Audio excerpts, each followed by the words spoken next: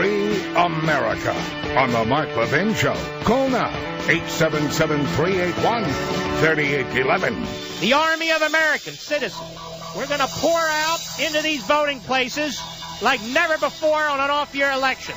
You've destroyed enough. You've destroyed enough. You're destroying the private sector.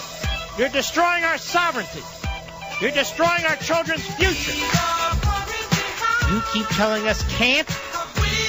You keep telling us won't. You keep telling us not. And we've had enough. You better be registered to vote in time, because this damn well may be our last chance. And I'm not kidding. We, the people, are sick and tired of you people. You are destructive, and we are going to punish you on Election Day at the ballot box, and you don't even see it coming. Or they don't see it coming, and I don't know how many more times they have to be whipped to see it coming. But, you know, there really is one senator who has put it all on the line, who has tried to raise money for conservative candidates. I guarantee you he's getting the cold shoulder in the cloakrooms, or cloakroom, whatever they have up there in the U.S. Senate. I don't think he's getting a lot of attaboy, Jim. But that's just my guess. And we have Jim Demint, the great senator from South Carolina. How are you, sir? Well, a cold shoulder would be better than what I'm getting right now. They're putting their shoulder on you, aren't they? Somebody. Well, Mark, I got to thank you. I mean, you for as far as getting attention on the Delaware race and Christine O'Donnell.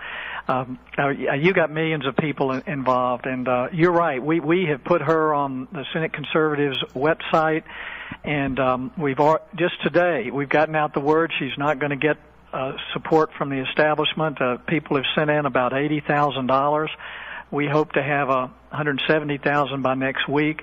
And I think if we can get her the resources, the only reason she's not polling as well as a Democrat is because the Republicans spend a lot of money misrepresenting her and just making her look bad. But I think once the people of Delaware see Christine O'Donnell and hear what she stands for, I think she's going to win that race.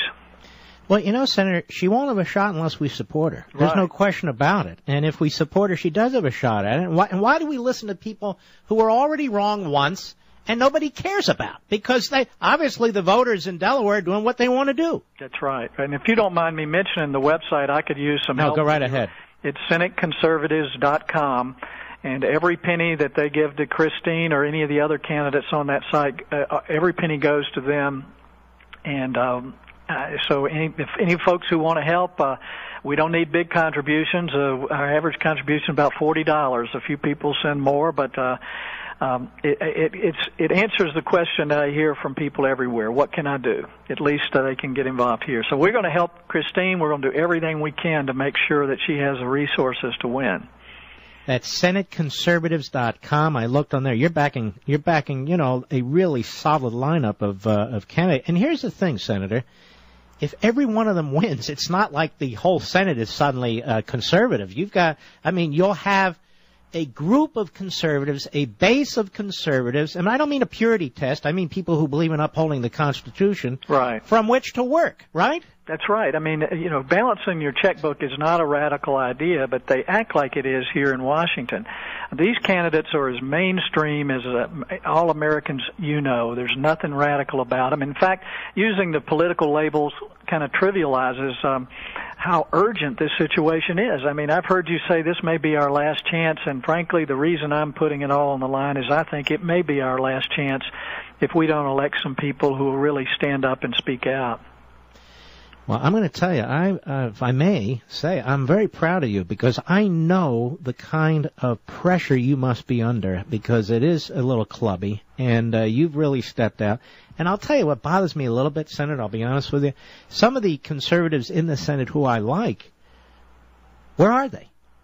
You don't need to comment on this. I'm just, where the hell are they? I don't even hear them. I don't see them. I don't hear them. And you should be getting, you know, a little bit of support from some infantry in there, and I don't see it, frankly. No, there is a lot of intimidation, and if people hear they want a certain committee assignment or they want earmarks, The powers that be control all that, and if you speak up and do what I'm going to do, I'm not going to ever get on the committee I want, believe me. But I'm not interested in committees or chairmanships or leadership positions. The leaders that I'm looking to now are outside of Washington, and that's what keeps me going. I go home every weekend. I get recharged. I'm traveling around the country. Everywhere I go, people thank me for fighting, and that's all I need to keep going. You know, I heard you once, I forget where it was, somewhere in Georgia on some island or something that I was at, and I was sitting in the back, and I was listening. I wasn't a big radio host then, but I was sitting in the back listening, and you were a fairly new senator. And I thought to myself, and Ed Meese was there, and I said, this guy's the real deal. Listen to this guy. And I'm going to tell you something. You haven't been changed by Washington. You want to change Washington. And that's why you're a patriot. And I just want to thank you for that, Senator. Well, thank you. But I want to make it perfectly clear. The only power I have is outside of Washington, and you help to energize that. So do honest conservative media all over the country that gets people informed and engaged. And the power shifted, as we talked about the other night, from Washington out to the people, and now freedom is in their hands, and it all depends on what they do on November the 2nd. And if they get out and vote, I think we'll have a chance to turn all of this mess around. By the way, Harry Reid called Christine O'Donnell's candidate, according to the Hill newspaper, his pet. Mm-hmm. His pet. So now Christine's running against Harry Reid's pet. Yeah. Well, Harry Reid knows how to put his foot in his mouth. I'll tell you, that's one good thing. There are a lot of arrogant people up here, and they've made fun of Christine because she had some financial problems. I mean, they forget they're all on government payrolls. That most Americans have trouble meeting, balancing their checkbook every month. I mean, it's hard times out there, and for them to go after someone who's made it on their own and is out there fighting the good fight, that really makes me angry. So they've kind of They've charged me up to make sure that the people of Delaware know who she is. And Mark, I believe the people of Delaware are Americans. They love our country. They don't want to bankrupt it. They're not stupid. And so I think as soon as we can get the message out, they'll come around. You said something, and it struck me the same way. The viciousness of attacks on her is what caught my attention. I honestly wasn't even paying attention to this race. And then I said, what the hell is that? What are they doing to her? This is Republicans. This is Republicans. And the Republican chairman, I said, this guy doesn't have a birthright, Castle, to this job. He has to earn it like everybody else. Mm-hmm. And I've told the story of my father, who's 85. And he was in Philadelphia in 1964 with my mother, and they voted for Barry Goldwater. In Philadelphia, 2 Jews. And he goes, well, now, wait a minute. I said, Dad, why did you vote for Barry Goldwater? And Senator, he said to me, because I knew everything they were saying about Goldwater couldn't be right, and I knew everything they were saying about Johnson couldn't be right either. So I voted for Goldwater. Mm-hmm. And I feel if people get that out, if they don't trust Washington, why list in Washington in this race? Right. Well, that's All right, me. Senator. Christine, with hardly any money, won by 6 points over someone who'd been in politics in Delaware for 40 years. The same people who'd voted for him before voted against him. That just tells you America's ready for a change, and they're ready to hear the truth. And we just need to make sure that in every place we can, there's a candidate who will give them a good, honest choice.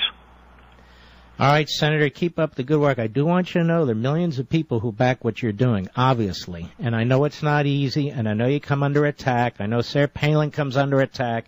And that's what happens to great leaders. So thank you very much. Well, thank you. Thank you. You've got my back. All right. Yeah, we do. God bless you, Senator. Oh, All yeah. right. Thanks, man. All right. Take care.